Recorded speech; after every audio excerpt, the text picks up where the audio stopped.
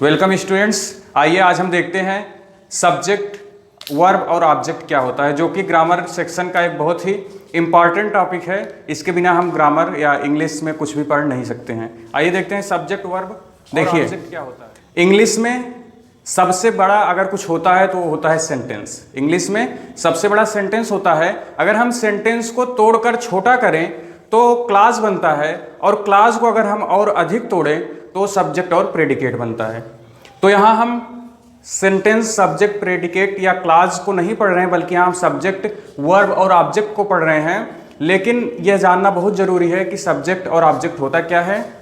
तो subject, verb और object को हम डिस्कस करते हैं। सब्जेक्ट क्या है? देखिए जनरली हमें बताया क्या जाता है, हम शुरू से ही पढ़ते आ रहे हैं कि जो डूअर होता है, हमें दो डिफिनीशन बताई जाती है सब्जेक्ट की। पहली डिफिनीशन होती है डूअर। डूअर हमारा क्या होता है? सब्जेक्ट।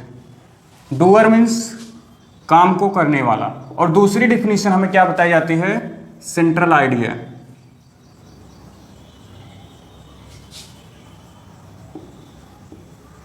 सेंट्रल आइडिया यानी मुख्य बिंदु, यानी जिस पर मुख्य फोकस होता है। किसी सेंटेंस में जिस वर्ड पर मुख्य फोकस होता है वो हमारा सब्जेक्ट होता है। हमें ये दो डिफिनीशन बताई जाती है सब्जेक्ट पहचानने की। आइए इन डिफिनीशंस की मदद से इन सेंटेंस में हम सब्जेक्ट को पहचानने की कोशिश करते हैं।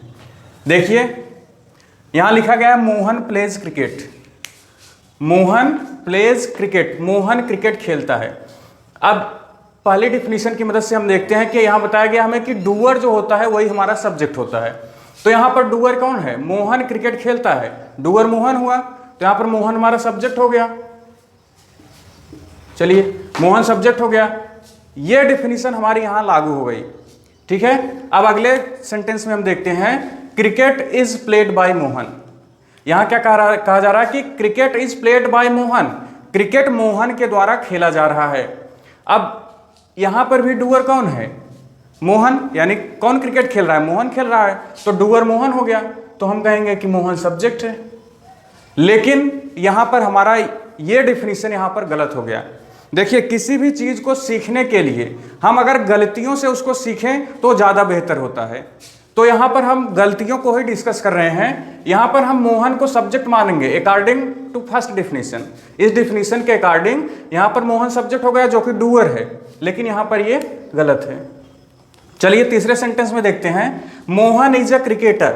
मोहन एक क्रिकेटर है। यहां हमें बताया गया डूअर सब्जेक्ट होता है, लेकिन यहां पर क्या कोई डूअर है? क्योंकि यहां बताया क्या जा रहा है कि मोहन एक क्रिकेटर, यहां कोई काम तो हुआ नहीं।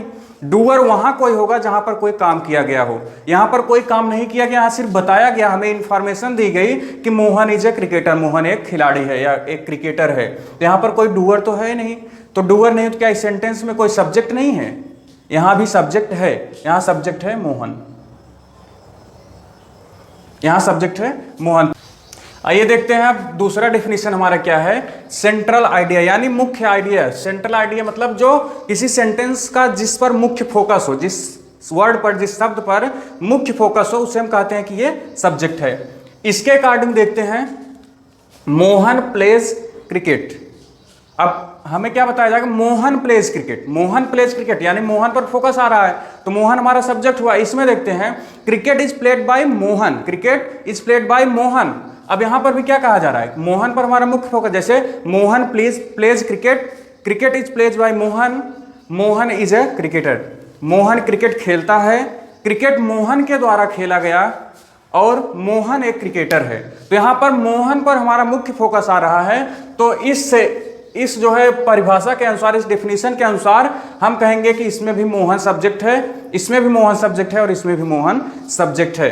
लेकिन यहां पर हमारी ये डिफिनीशन भी गलत होती है।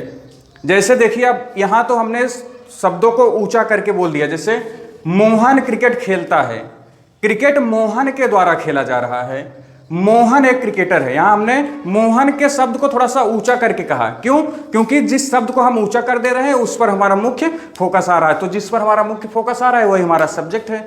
अब हम देखिए इस सेंटेंस को इस तरह से कहते हैं, Mohan pledge cricket, Mohan pledge cricket, cricket is played by Mohan, cricket is played by Mohan.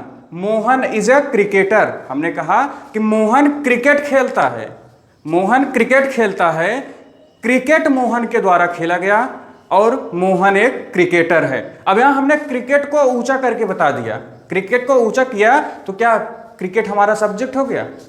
इस तरह शब्दों को ऊंचा या नीचा करके हम सब्जेक्ट नहीं पहचान सकते हैं, जो कि हमारे सेकंड डेफिनेशन में बताया गया है। एक और देखते हैं हम, जैसे हमने कहा कि मोहन क्रिकेट खेलता है, मोहन क्रिकेट खेलता है, क्रिकेट मोहन के द्वारा खेला गया, क्रिकेट मोहन के द्वारा खेला गया, मोहन एक क्रिकेटर है। अब यहां पर भी खेलता है या खेला गया हमने ऊंचा करके बताया, तो खेलता है या खेला गया ये हमारा सब्जेक्ट नहीं बल्कि हमारा वर्ब है।